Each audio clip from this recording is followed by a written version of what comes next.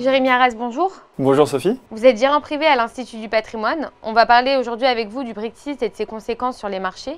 Comment abordez-vous le Brexit? Le Brexit est vraiment un événement historique sur les marchés et sur la conjoncture économique et politique. Le 23 juin 2016, le peuple britannique a décidé de quitter l'Union européenne. Les fondements de l'Union européenne ont été créés il y a plus de 65 ans, en 1950, à travers la CECA, la Communauté économique du charbon et de l'acier, qui avait été constituée justement pour solidifier les États et pour éviter les guerres mondiales, après les deux guerres mondiales successives qu'on avait vécues en 18 et en 39. Qu'en est-il d'une sortie d'un pays de la zone euro par rapport à la sortie du Royaume-Uni de l'Union européenne? Avant toute chose, ce qu'il faut notifier, c'est que l'Union européenne justement a été constituée par rapport à cette création de la CECA et que le Royaume-Uni a décidé de rejoindre l'Union européenne il y a quasiment 50 ans. Au moment de la guerre froide, dans les années 70, le Royaume-Uni avait deux solutions. Soit rejoindre la Russie et son bloc soviétique, soit rejoindre les États-Unis et son bloc capitaliste. Ils ont décidé de faire l'intermédiaire et de rejoindre justement l'Union européenne. En 1992, avec le traité de Maastricht, on a unifié justement les États dont le but était la sécurité, la justice et la paix, la liberté de circulation.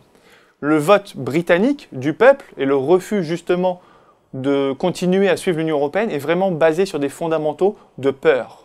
Le peuple britannique se dit la chose suivante: aujourd'hui il y a des attentats un peu partout en Europe, on me prend mon travail, quand je regarde un match de football ça me coûte de plus en plus cher, quand je vais aller manger des fish and chips ça me coûte de plus en plus d'argent et je n'ai plus intérêt à être dans l'Union européenne. Je crois sincèrement que finalement j'ai intérêt à fermer mes frontières plutôt qu'à les ouvrir.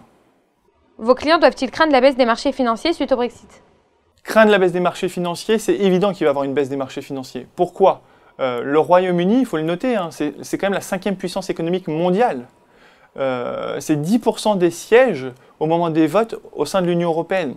L'Union européenne unifiée à 28, c'est la première puissance économique mondiale, devant les Américains, devant les Russes, devant les Chinois. Pour le Royaume-Uni, 50% de ses exportations sont intra-Union européenne. Donc bien entendu, quand on parlait de la Grèce dans les années 2010 et de les conséquences du départ de la Grèce de la zone euro, ça fait effondrer les marchés financiers de quasiment 40% en quelques mois. Vous imaginez quand on parle de la 5e puissance économique mondiale? Maintenant, la bonne nouvelle, c'est que nous, on a gardé des positions très liquides.